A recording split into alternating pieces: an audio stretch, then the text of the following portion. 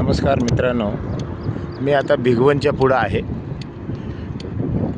मागे 3 तास रेस्ट केल्यामुळे थोडा उशीर झालेला आहे. मला हरकत नाही,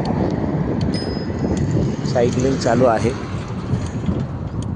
सकाळ झालेली आहे. बघा, सुंदर असा हा देखावा भिगवणचा.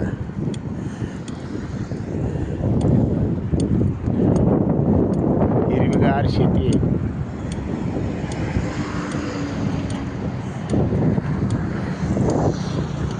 मासिक सायकलवारी खूपच भारी.